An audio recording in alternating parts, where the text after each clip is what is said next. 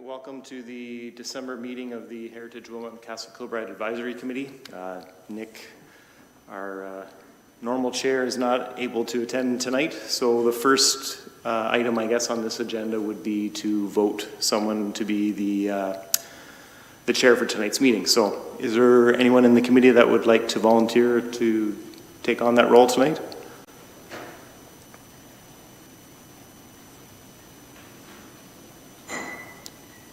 Any volunteers among the committee that would like to take on that role tonight?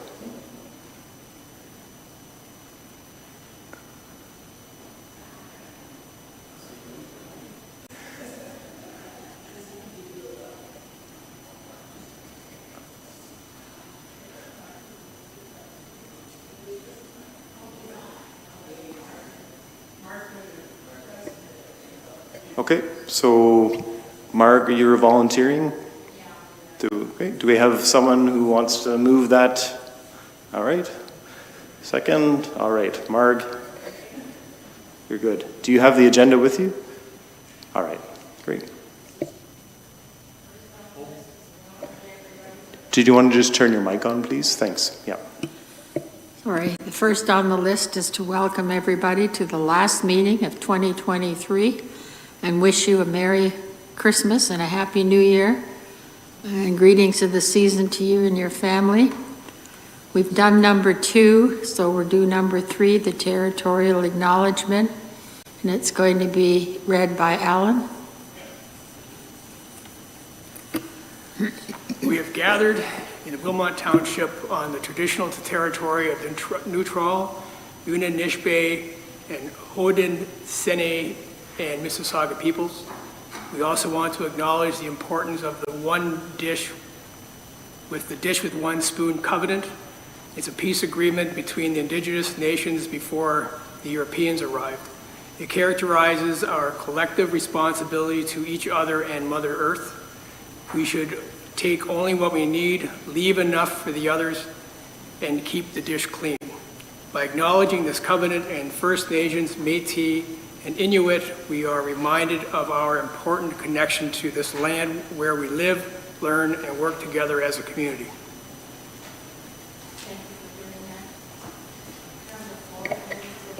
Sorry, Marg, could you just turn your mic on, please? Thank you. Thank you for doing that, Alan. The next item is the minutes of the previous meeting. Does anyone have any errors, omissions, changes, things you want to comment on in these minutes? Nothing? Okay. And the recommendation is that the minutes of the November 14th, 2023 meeting, the Heritage Wilmot and Castle Kilbride Advisory Committee be adopted as presented. I would need a mover for that. Al, thank you. A seconder, please. And I'm sorry, I don't know. Okay, thank you. All in favor? That's carried. Number 5, discussion of pecuniary interest under the Municipal Conflict of Interest Act. Does anyone have any conflict of interest at all? Seeing none? Thank you. And number 6, Castle Kilbride business. Castle Kilbride activities update. Thank you, Marg. Castle Kilbride is in the midst of our Christmas season, and I'm pleased to say that it's been extremely busy. We've welcomed many tour groups, school groups, and hosted several special events. A huge thank you to Colleen and Dave Herner for assisting with the 2 evening tours. We also, this past weekend, hosted our first ever Sugar Plum Tea and Tour, and it was very well received. Still to come are homeschool tours, a few large groups, but mainly it will be regular visitation right through until January 7th.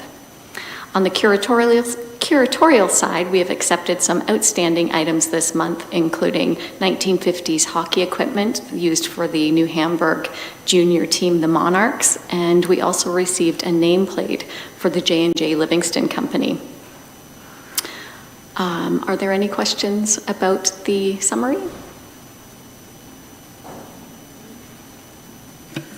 The recommendation is that the Heritage Wilmot and Castle Kilbride Advisor Committee received report HCHC 14-23 for information purposes. Thank you for doing that. Okay, all in favor? All right, go on to the next item then. Item number 7, Heritage Wilmot business. 7.1, the commemorative plaques for the Holland Mills Bridge. Is there any comments, things that you want to say about that? Nothing at all? Okay. Yes. I do have a comment about the Bridge Street Bridge, if we're going to discuss that as well. The Bridge Street Bridge was dealt with at the last meeting already, so that wording has been finalized and endorsed by the committee at the last meeting. Yeah. No other comments about that then? Okay. Read the recommendation at the Heritage Wilmot and Castle Kilbride Advisor Committee. 1, endorse the wording proposed by the Holland Mills and Bridge Street Bridge Subcommittee for the Holland Mills Bridge as contained within the report HACAC 15-23, and number 2, that the subcommittee continue to research and document the history of bridges in Wilmot Township for incorporation on the Heritage Wilmot website. Yeah, Al. Oh, yes, I do. Yeah, I need a mover for this. Al, thank you. And a seconder? Okay. I'm sorry, I can't read the names from here. Thank you. Do you have a comment? Go ahead. I'd like to have those as 2 separate motions. The one is to accept the report, and the other one is a separate action for the committee to continue. You can reread that portion. But if we separate the 2, perhaps because we may not have the same people on the committee. Okay, is the mover for number 1 also agreeable to moving number 2? Was that, yeah, and the seconder as well? Alan, will you second number 1 and number 2? Yes. We'll separate those. All in favor of number 1 then? Opposed? Nobody? And number 2, all in favor of number 2? Thank you. Opposed? Seeing none. Yeah. Yeah, Al. I wanted to make a comment, but I'll still make it.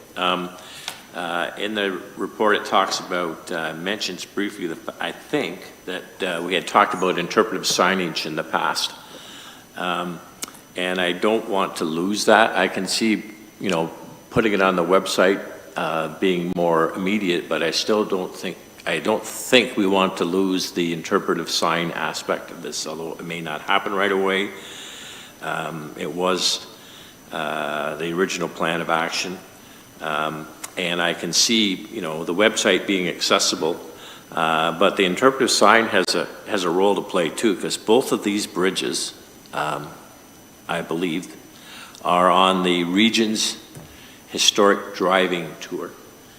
So I think it would be valuable to have an interpretive sign there at both locations. And I think I just don't want us to lose that. That's all. That's just my comment. Yes, thank you, Mark. Thank you for your comment, Al. That's very valid concern. Yeah, and? Yeah, I'll just make a comment. So yeah, the way the recommendation was worded was to make that the kind of next focus. I know that the group that was working on the bridges it appeared interested to continue to research bridges throughout the township. So that would be, the ability to do that doesn't come at any cost. The installation of interpretive signs would come at a cost, and there's currently no budget allocated for that. So it's certainly something the committee could provide, a recommendation in the future to say we'd like to proceed with this come up with the designs for those signs, and then seek budget approval to deal with that in a subsequent budget process. At this point, there just is not any budget allocated to the installation of those signs. There is for the plaques, which is why we're dealing with that. The interpretive sign, I think, at such time as maybe that research is completed, pictures are provided, whatever the hope is to have on those signs. I think from a staff perspective, the goal would be to have that information up on the website, and then to easily convert that into an interpretive sign at a later date has that opportunity. But again, that would require budget allocation and a request to include that in a future budget. Thank you. Al? Just a follow-up, Andrew, is that something that we should be pursuing for next year's budget, to get it in the budget?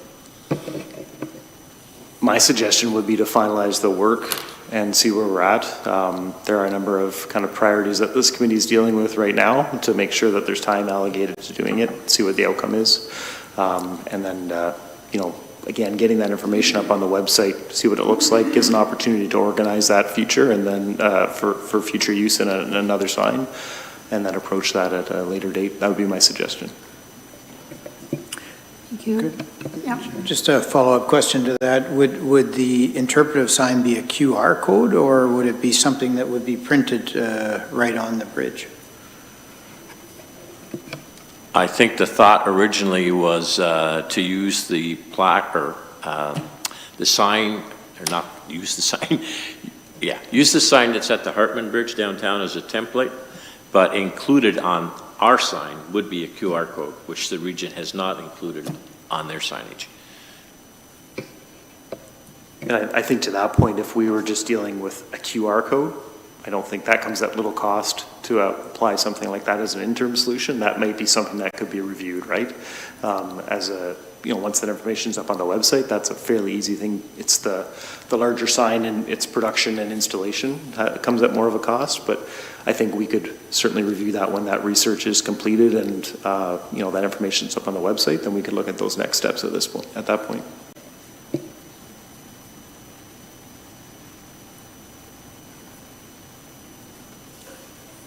Any other comments on that at all? Nothing? Okay. Number 8, announcements, information sharing, and items for the next meeting. Al? Well, Nick sent something around this afternoon that I guess maybe we should share in terms of regarding Heritage Day.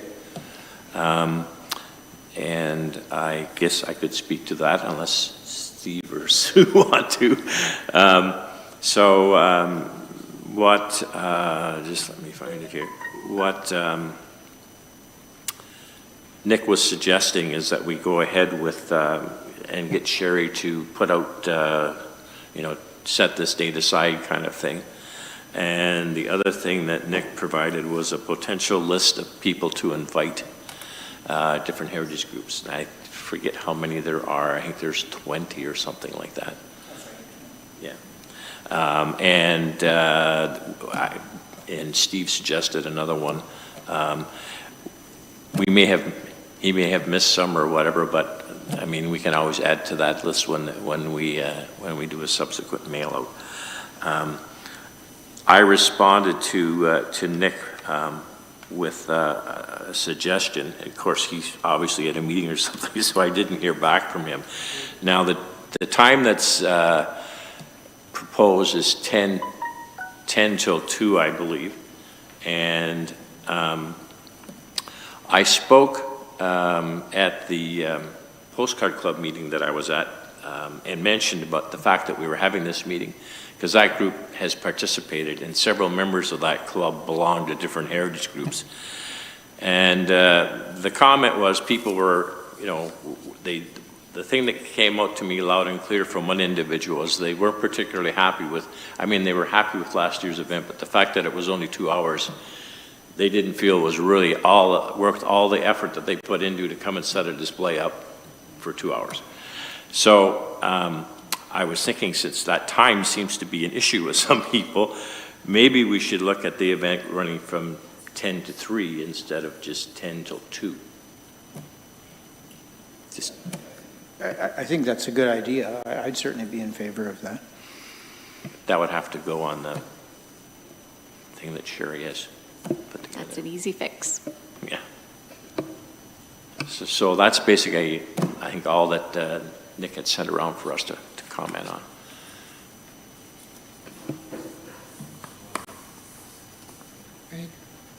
Just one point to that, I'm just wondering, before we send out the save the date, I wonder if it would be beneficial to have confirmed some of these groups' attendance.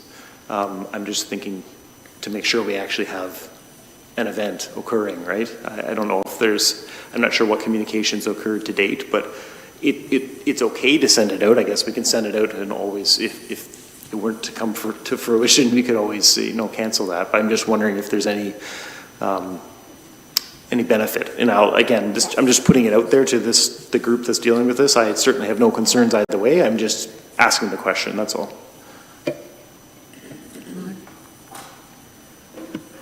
That's why sending out a mark the calendar at this time is really a good idea, so that everyone, like we know people who are in the various groups, and so that if they mark it on their calendar now, we'll be able to put things in place, and we will, we're sort of the only game in town when it comes to Heritage Day at this point, I think. I don't think we have any competition for that. And so if we can say that we're going to have something that's longer than just a presentation, then it'll be worth everyone's while, and they'll have it on their calendar, and yeah, I'm sure it'll be well attended then. Thank you. Yes. We should also check maybe to see if the extra hour is conflicting with anything at the hall. No, it won't be. I've booked the There's hall nothing for the after? entire day. No. Oh, okay. Thanks, Sherry. Okay, thank you. Any other comments about Heritage Day? In the groups? So are we going to email all the groups that we've had before and to give them advance notice as much as possible? When is our display again? It's February? February 17th. February 17th. February what? 17th. 17th, oh, okay. Thank you. Yes. Because I'm new to the group, are there any pictures or anything on the website from last year or the year before that I could see what actually happens at this? I don't know.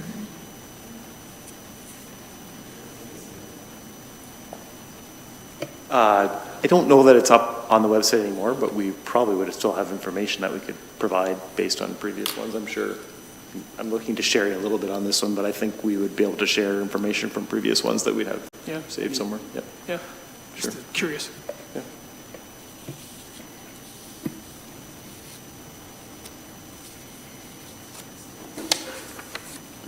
Any other comments about that or anything else you want to share, Al?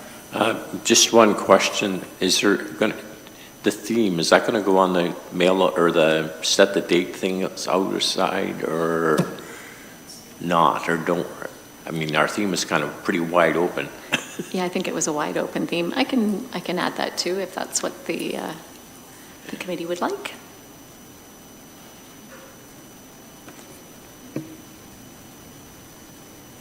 Okay. Anything else then? Nothing more? Your next meeting is then January the 9th? And do we need a motion to adjourn? Okay, could somebody make that motion, please? Thank you. Doesn't need a seconder, does it? No. All right then. Thanks very much for coming. We got quite a bit done in a short amount of time. Good evening, everyone, then. Okay.